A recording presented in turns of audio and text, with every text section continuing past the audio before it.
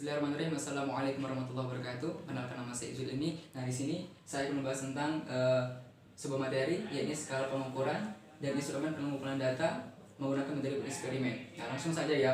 Kita masuk ke skala pengukuran. Nah, apa itu skala pengukuran? Skala pengukuran merupakan sebuah acuan atau tolak ukur yang digunakan dalam metode dalam alat ukur.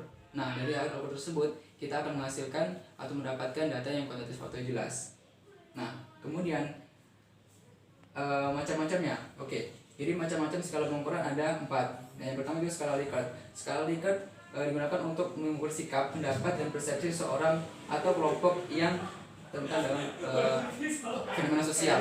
Nah, jadi skala Likert ini digunakan untuk mengukur semua aspek dalam kehidupan manusia, baik sikap, persepsi, dan lain sebagainya dalam fenomena kesehariannya. Kemudian yang kedua ada skala Goodman. Skala Goodman dilakukan bila ingin mendapatkan jawaban yang tegas. Nah, jadi skala Goodman ini ketika kita seorang peneliti melakukan sebuah penelitian, tentunya kita menginginkan sebuah jawaban yang tegas. Nah, kita bisa menggunakan skala Goodman.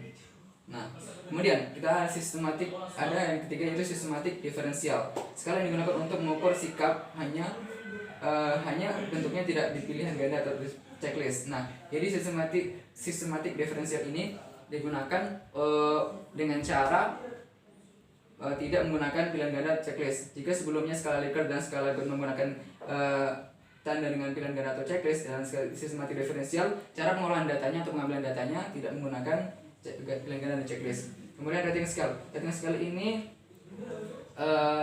data mentah yang diperoleh berupa angka kemudian ditafsirkan dalam pengertian kuantitatif. Jadi data mentah yang berupa angka kuantitatif dalam suatu penelitian dalam rating scale ini akan dirubah ditafsirkan ke bentuk yang deskriptif.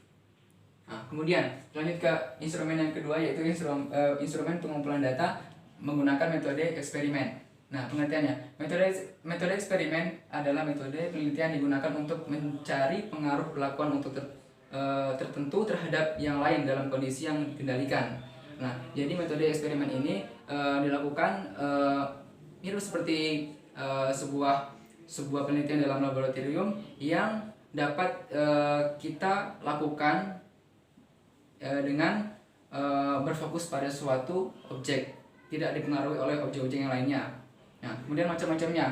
Jadi macam-macamnya ada 4 juga. Nah, yang pertama adalah pre-eksperimental. Pre-eksperimental desain berarti desain eksperimen yang belum sungguh-sungguh karena masih terdapat variabel luar yang bisa ikut mempengaruhi.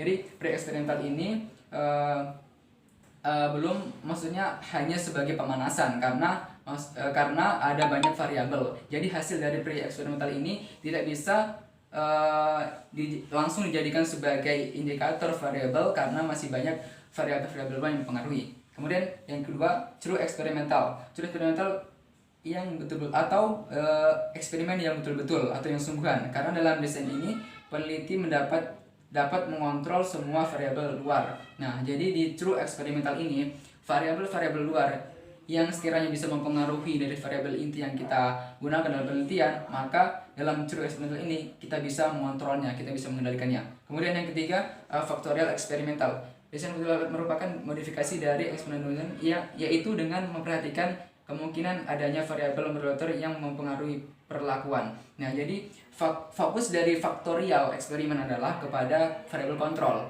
Apakah variabel kontrol itu bisa berguna atau tidak dalam sebuah penelitian atau dalam sebuah pengalian data dalam penelitian.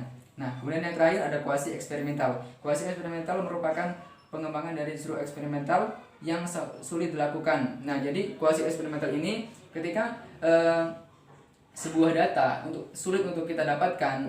Nah, karena tidak adanya variabel kontrol, makanya kita menggunakan kuasi eksperimental untuk mendapatkan data tersebut.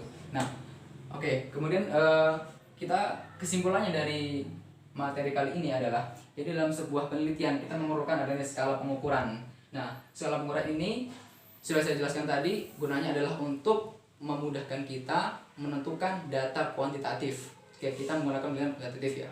Nah, kemudian dengan kita menggunakan setelah kita mendapatkan data kuantitatif tersebut, kita perlu melanjutkan proses penelitian lagi, yaitu dengan menggunakan instrumen pengumpulan data.